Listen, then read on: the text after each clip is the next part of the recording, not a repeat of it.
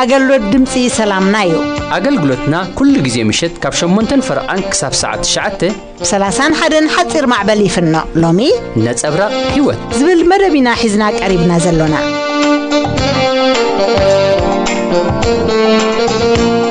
أزينا نفكركم تخاطلتي مدبنا سلام اغزيابير املاخ مس كل خاتكم يكون نبل لومي كلتا مدب قريبنا لنا فلما غيرنا سريعنا زلنا حفتنا سيستر سناي زدالوتو وانجيل سماوي حقي نقول سب زبليو دحر مزمور نكتاتل زينا كن ايو انا كن ايو دينا ارحبنا ايو تناي سماي املاخنا ابونا كن آيو إنا كن آيو دينا أرحبنا إيو تناي سماي أملاخنا أبونا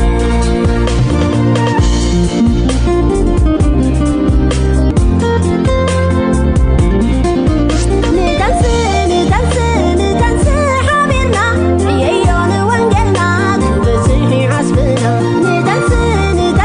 ندنس حبيرنا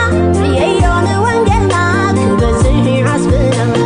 سينا كن آيو إنا كن آيو دينا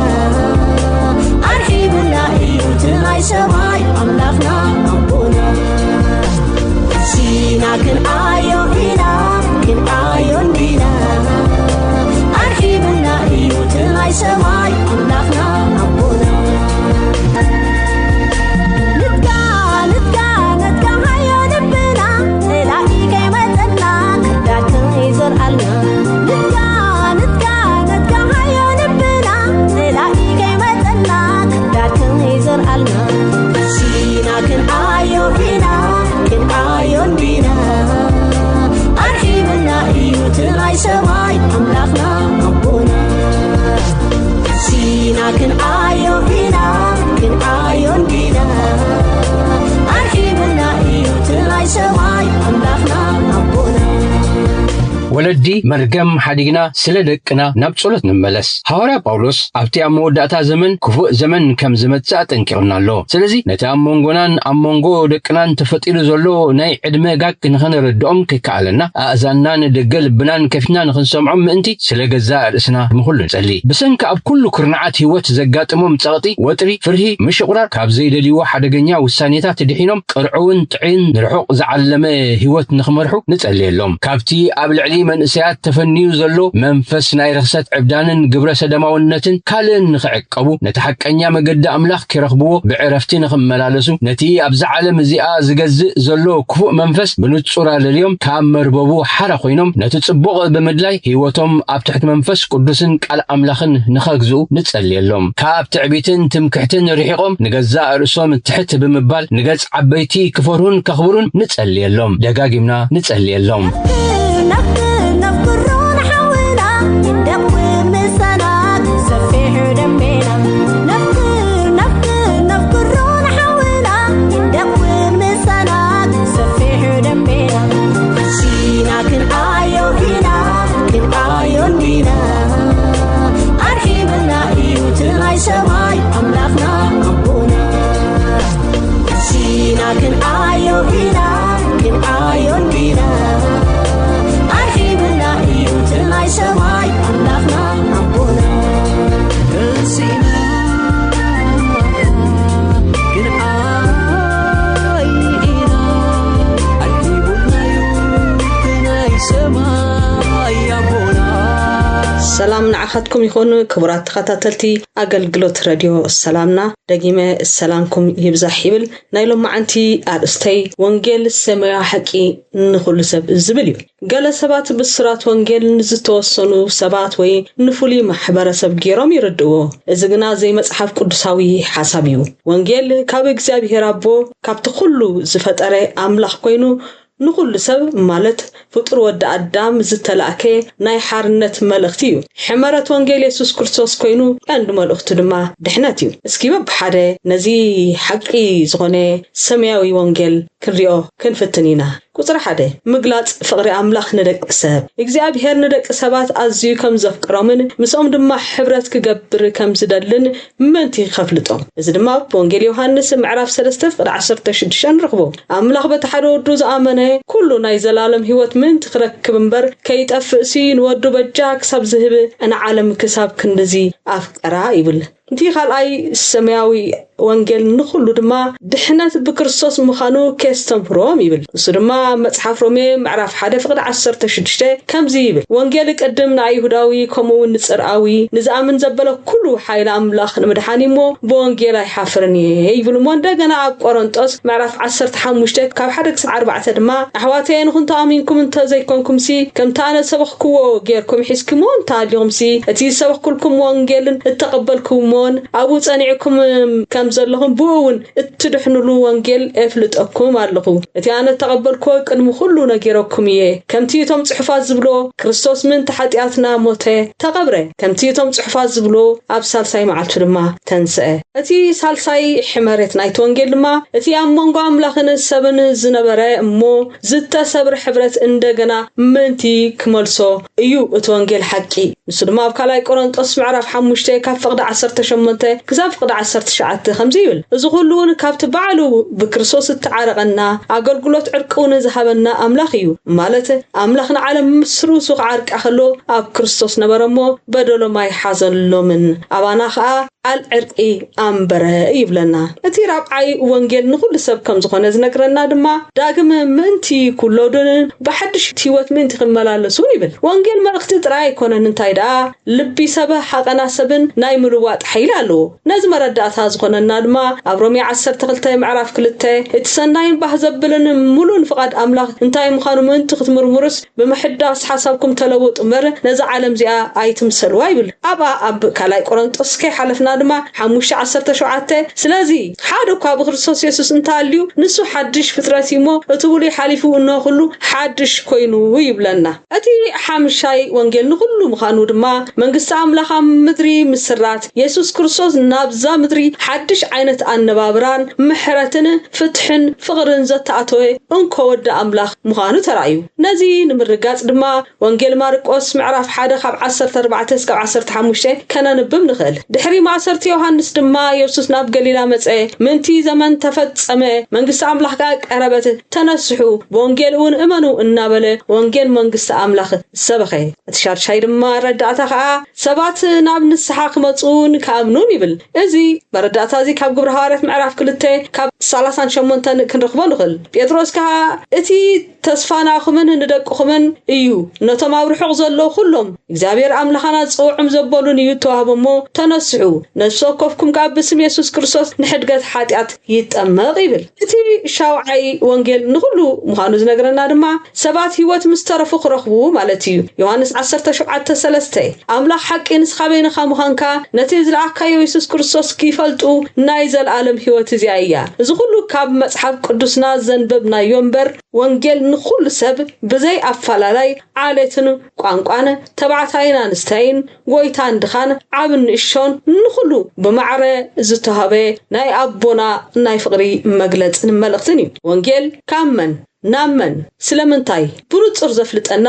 እንኮ ሓቀኛ መልእኽቱን እዩ ኣብ ምድርና ብዙሕ ፍልስፍናታትን እምነትን ኣሎ ኩሎም ፍልስፍናታትን እምነታትን መወዳእታኻ ኣበይን እንታይን ምዃኑ ብንጹር ኣይሕብሩን መጽሓፍ ቅዱስ ግና በኣንጻሩ ሰባት ብዝርድዎ ኣገባብ ካበይ መጺኻ ናበይ ክትኸይድ በየናይ መገዲ ማለት እቲ ኣዝዩ ዓቢ ኣምላኽ ክትርድኦን መደባቱ ኣብ ፍጥረት ከተስተውዕልን ዝሕግዝ መንፈስ ኣምላኽ ዝነፈሶ ቅዱስ ጽሑፍ ብቋንቋ ሰባትን ብልክዓ እምሮን እተነግረ ብብዙሕ ዛንታታትን ዝተቃነ መወዳእቱ ግና ምስ ኢየሱስ ክርስቶስ ዘላሊ እዩ ኣብ ዘፍጥረት ምዕራፍ 2 ካብ 19 ክሳብ 25 ከነንብብ ንኽእል እግዚአብሔር ንሰብ ኣብ በደል ምስ ወደቀ ከመይ ከም ዝብጆ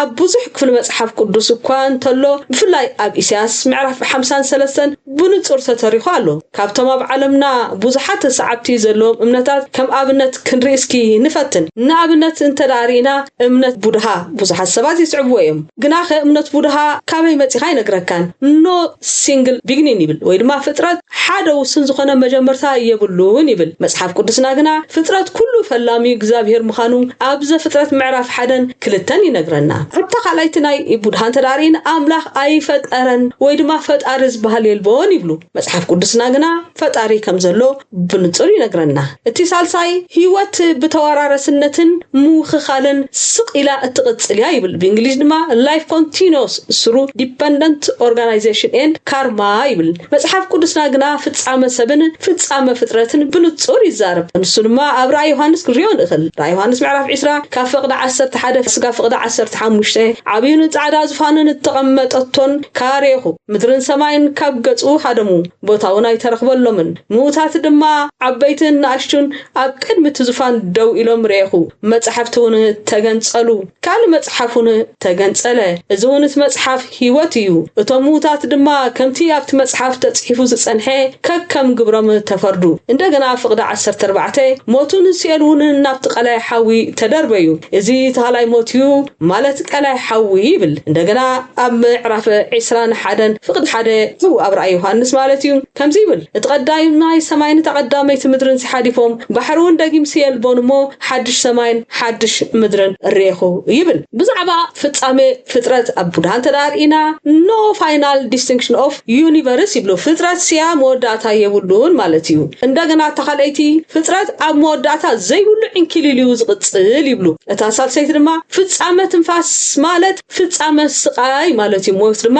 መደምደምታ ስቃዩ ይብሉ ፍራ ሰማዕቲ እዚ መጀመርተኻ ዘይነግር መወዳእታኻ ድማ ዘይነግር ጽሑፍ ወይ ድማ ፍልስፍና ወይ ድማ ሃይማኖት ክንብሎ ንኽእል ኢና ወንጌል ግን ካብታ ቀዲመ ዝበልኩ ካበይ መጽኻ ናበይ ትኸይዳ በይ ውንትውድ ብንጹር ይቐምጠልካ ካል ኣብ ዓለምና ብዙሕ አንበብትን ብዙሕ ሰዓብቲ ዘለውን ዓይነት መጽሓፉን ኣሎ ሽሙ ምጥቃስና ኣብነት ኣይደለም ምክንያቱ ምንጽጽር ይሰርሕ ስለ ዘየለኹ ኣብቲ ናይ ሓጢያት ተፈጥሮ ዝብል ሰባት ብሓጢያትዮም ተወሊዶም መድሕን ድማ የድልዮም ይብል መጽሓፍ ቅዱስ ወይ ድማ ወንጌል እቲ ካልእ መጽሓፍ ግና ኩሎም ሰባት ንጹሃት ኮይኖም እዮም ተፈጢሮም ሓጢያት ግና ምርጫ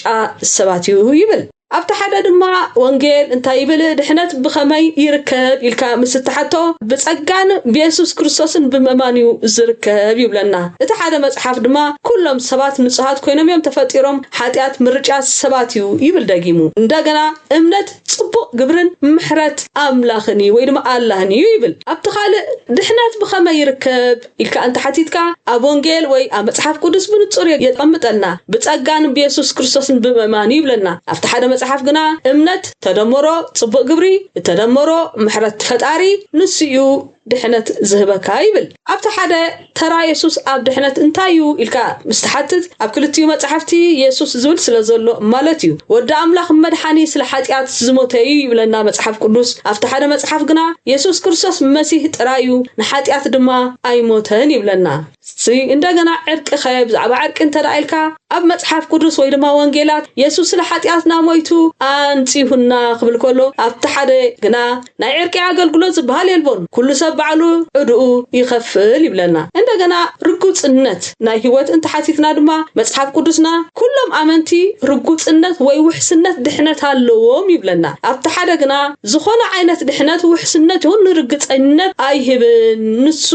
ብፈጣሪ ዝውሰን ይብለና መጽሓፍ ቅዱስ ማንዩ ዝድሕን ዝብል ንጹር መልሲ ይበና እንታይ ይብል ብክርስቶስ ዝኣመነ ኩሉ ይድሕን ይብለና ኣብቲ ሓደ መጽሓፍ ግና ማለት ኣብቲ ብዙሓት ዝስዕቦ መጽሓፍ ማለት እዩ ኩሎም ኣመንቲ ጽቡቕ ዝገበሩ ስጋ መወዳእታ ምሕረት ፈጣሪ ዝገበረሎምን ፈጣሪ ምሕረት እንተገይረሎም ጥራዮም ድሕነት ዝረኽቡ ይብል እቲ ፈጣሪ መዓሲ ምሕረት ዝገብረልካ ግን ንጹር ነገር የብሉን ኣብቲ ወንጌል ግና ፈጣሪ ወይ እግዚአብሔር ምሕረት ዝገብረልካ በኢየሱስ ክርስቶስ ምስ ኣመንካ ኢሉ ይድምድም እዩ እዚ ገለ ካብ ህቡባት መጽሓፍትን ብዙሓት ሰዓብቲ ዘለውን እምነታትን ከም ኣብነት ኣምጽዮ እምበር ካልእ أزي بزح إمنتاتن فلسفناتاتن بزعبا فترتن فتارن أمر زبهال زي بلومن ألو ناب كاندي مبقسي حسابي كبل وانجيل نظام زتقاسنا يوم عين السباتون زتل أخت ملختيو بسرات وانجيل بأزي بزح قانقواتاتن ببزحات مسينانن أب كلن هاجرات ببزحي زرقح بزي قلة وقاد ما ممرحي هيوت ترخبولون كابي متخا نبي تخيد بيناي مقدي كل سب كفلت زعدم أباتاوي بسراتيو توانجيل زسددلنا أبونا بتعم فكاريو عليه هايمانوت فلسفنا يخون كي كالكولو نخل سب أفتا وانجيل زسمعلان أفتا نقويتا يسوس كرسوس مرحاني جيرو زتأمن اللان معلتي نايزل ألم هيوت كركب ملو حسنت هالو وانجيل نخلي نتومي يلخان زبلو نتوم أملاخ يلن زبلو وانجيل نعا تومي وانجيل نتوم تأكاناتينا منم نجر أيلينا نزبلو نعا تومون بسرات وانجيليو نخل سب كوتا بجكاب بقويتانا بيسوس مرحانيان بكريستوس فتيمو دحنت زبهال وحسنت زبهال يلبون سلازد ما خورة حواتي لو ما عنتي تمالن تاي تقولون لكم بزي قدس نزق الوانجيل سمعكم نكريستوس كتقبلوا يعدمكم قويتا يبارككم نحلو نحلو نحلو باقينا بيتان كي برققانا نتنعيو حدرنا نحلو نحلو نحلو باقينا بيتان كي برققانا نتنعيو حدرنا سينا كن آيو هنا كن آيو دينا أرحيبنا إيوتنا سماي أملاخنا أبونا سينا كن آيو هنا كن آيو دينا أرحيبنا إيوتنا سماي أملاخنا سعيبوخا اتي بحاونا باستر زكارياس الناتا دلو يزقرب مصنعت وانجيل ماريكوس نلومي افتناي موداتا معرف 16 كاب 9-10 مسر لزقبره عبي تلوخو نزي قبلوه مغنحتي نتوم استقبلوها حيل املاخ مخانو كبرحالنا تداليلو نكتاتلو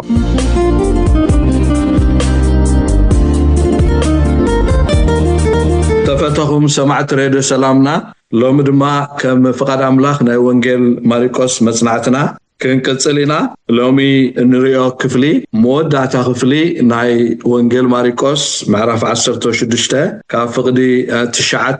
كافقدي 10 زلو كفليو كم فقد غويتا بزناي لومي مصنعتنا وانجيل ماريكوس كم ناي وانجيل مصحف كنوداينا مالتي سلو كله محرتون صقون تستوعبنا حيلنكا ناملاخ نمسجن وانجيل ماريكوس معرف 16 كافقد 9 كافقد 10 نتخفلو غنبوبايا مود حصير صلت صلينا نابتي استدالو مصنعت قناتينا بتا قداميت معلت سومن نغو مستنسه نتا شوعت اغاننت زوصالا مريم بعلت مغدلا قدم ترايا نساد ما خيدانتهم مسؤ زنبرو كبخيون كوغين كلو نغرتهم نساتهم كأنسه يوم مخانو نؤون كمترعيا مسمعو آيامنون دحرزين خلي تقابتاتهم نابها جرسب كخدو خلو أما قد بخالق ملكع تقعد اللهم نساتهم كاخيدهم نتهم كالوت نقروهم ناتاتهم آمنوا ومن دحرينتهم عسرتو حده أما أجي تغميتهم كلو تقعد نتهم تنسيو زرعيو آيامنون يممو سلات زي مؤمانهم ترلبو من كا زلفهم بلوم دمانا بكل عالم كيدو نبزل فترة كا وانجيل سبخلو زامنن تتأمكن كدحن اتزي آمن قنا كخنن إيو نتهم زامنون إزي تعمرات إزي كسعبهم إيو بسمي أغانن تخوصو بحدش لسان كأخزاربو آتمان كحزيهم زقتل انتستيقع كتو آيقودهم إيو هادهم أب حمومات كنبرو نساتهم كحويهم قويتنا يسوس مستزاربهم نفس ما عرقه أبي ما نملاخ وانتقمته نساتهم دما وطيهم أب كله سبخو قويتها مستاتهم يقبر نتقالون بزسعب تأمرات يصنعوا نبره آمين نسألي زابير عملاخنا حجقا نزي حبيرنا نريو نصنعوا ناي وانجيل ماريكوس كفلي بتهياو منفسكا ختقلصلنا بزعبا زن نصنعوا زلنا خفلخا نأمرنا نلبنا ختمهر بسمو دخا يسوس كريستوس نلمنا كالونا امين ابزي لو من ريو زلنا خفلي كلت عبيت حسابات الله اتحاده اتي عبت لوكو نتوم دق مزامرتكم توابه اب عبت لوكو خانتا ينيرو نوانجيل ناب كل شنخ مدري ويكان كلهم حزبتات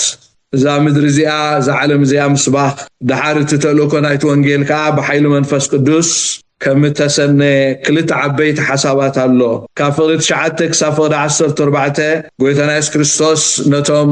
ንምስክርነት ትንሳኤው ሰሚዖም ዘይኣመኑ ደቀ መዛሙርቱ ክገንሖም ከሎ ንርኢ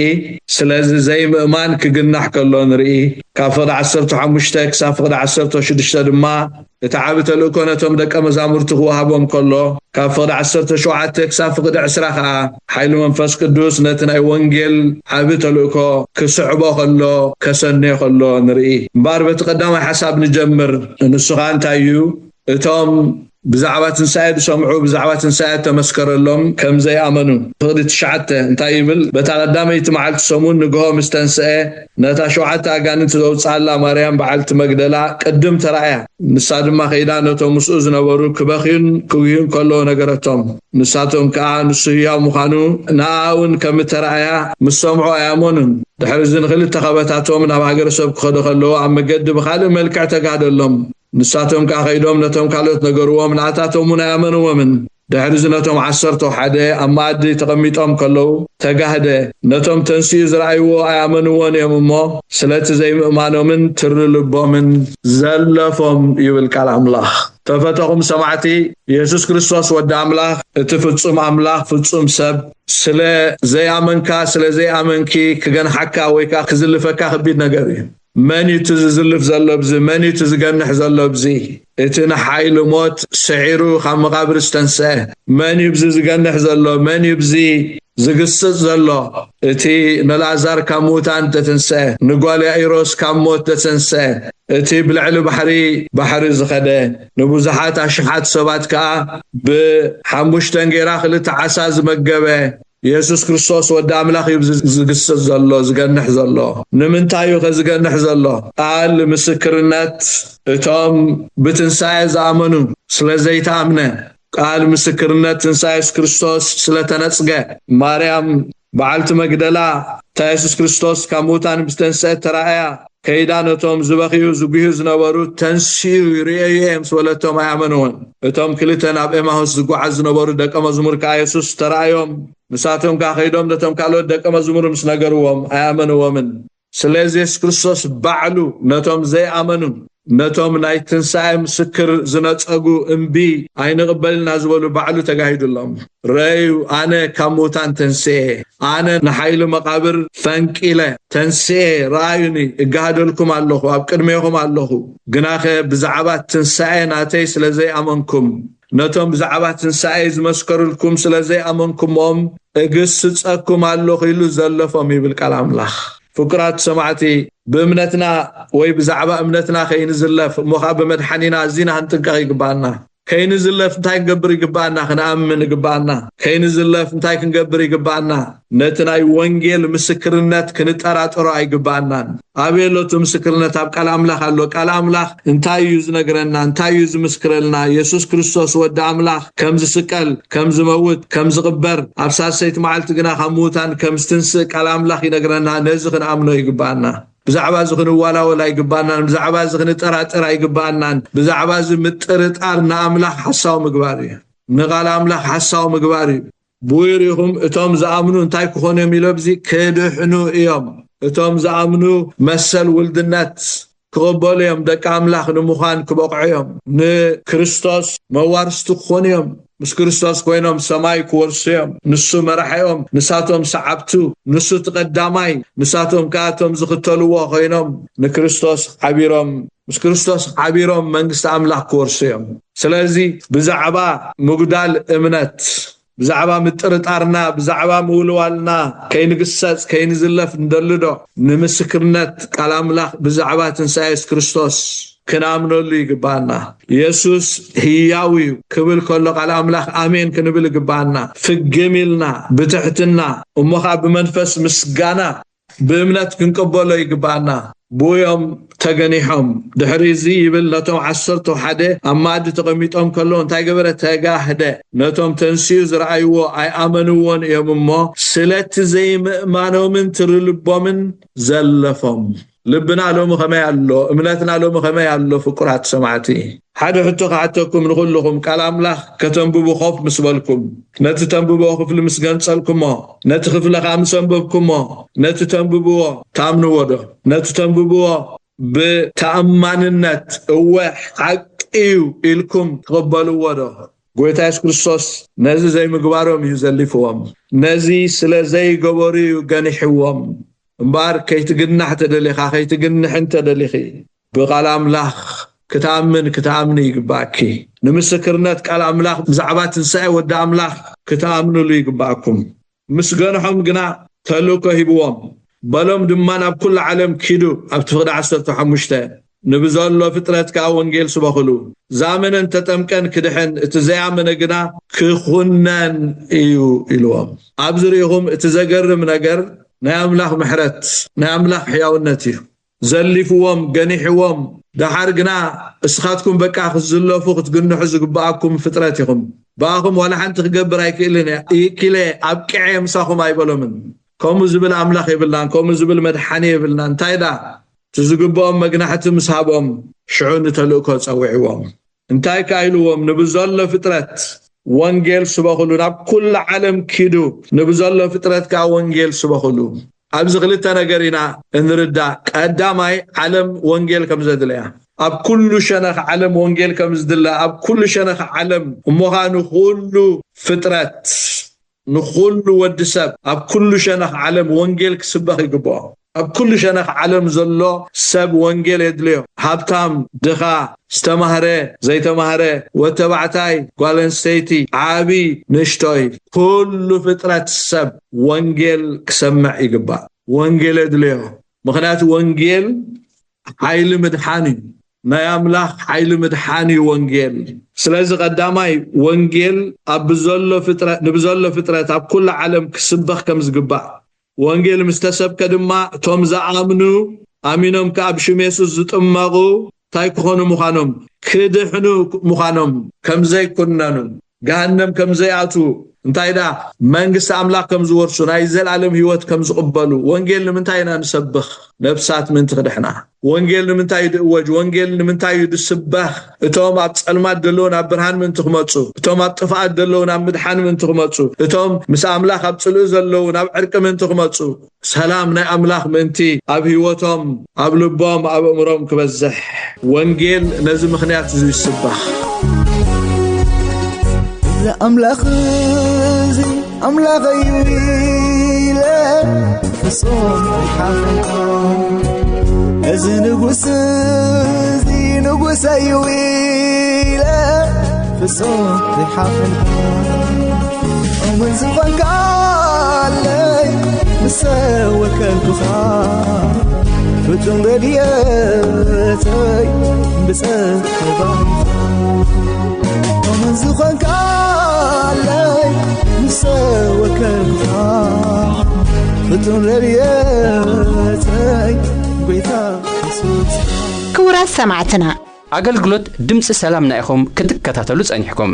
بإنترنت نتكتاتلو أمربب حبريتا www.salamna.org ترخبنا كم أون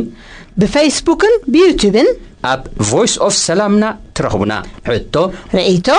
ويكا كتبركتو وقت دليو حبريتا مزهلوكم Voice of Salamna@yahoo.com إلكم سردلنا صباح ناي مزمور مرجع كفله غزينا ክትከታተሉ بخبري نعدمكم نسمك تصوعو كل غزه ذملخك نسمك تصوعو كل غزه ذقبرك مركز زبل نسمعكو اللون تبخا سنايخا أكم نتوم زسبيخا سمع لخو نقدوس منفسكا سمع لخو نقدوس منفسكا حرف لخو أنا سنخبرخا حرف لخو أنا سنخبرخا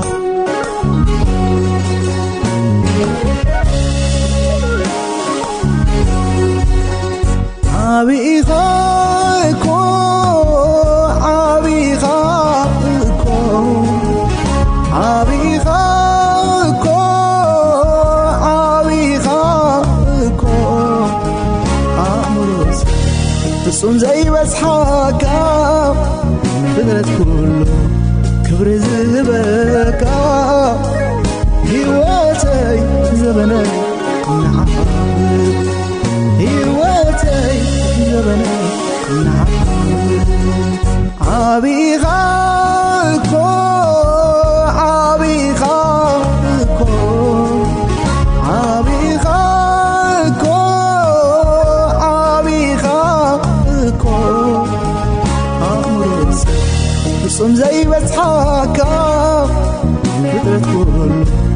كبر زبكا هواتي زبني نعبدك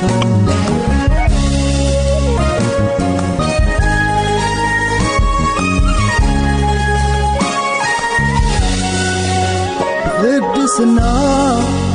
اتملك يا أملاخي بقدسنا اتملك يا أملاخي نتدخو سبرتحون كسنانعون يا أملاخي عايت تنتنن عايت دربن نقاسة ولوجكا وقزابيك لو أملاخي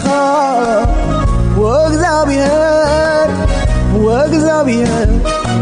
أملاخي وقزابيك يلا نسلك نسمك لتصوعو كل جزء زقبرك مركز زبل نسمعكو اللون تبخا سنايخا أكو نتوم زسبيخا سمعلخو مقدوس منفسخا سمعلخو مقدوس منفسخا هارفلخو أنا سنخبرخا هارفلخو أنا سنخبرخا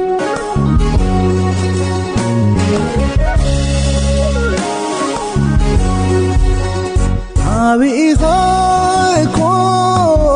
عبيخاكو عبيخاكو عبيخاكو عمروس تصوم زي بسحاكا بدرت كله كبر زبكا هواتي زبني نعبد هواتي زبني نعبد عبيخاكو عبيخاكو عبيخاكو عبيخاكو عمروس تصوم زي بسحاكا بدرت كله كبر زبكا هواتي زبني نعبدك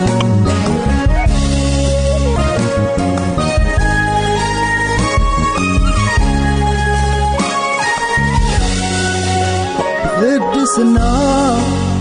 اتملك يا أملاخي بقدسنا اتملك يا أملاخي نتدخو سبرتحون كسنانعون يا أملاخي عايت تنتنن عايت دربن نقاسة ولوجكا وقزابيك لو أملاخي وقزابيك أملاخي وغزاوي هير يلن زمسلكا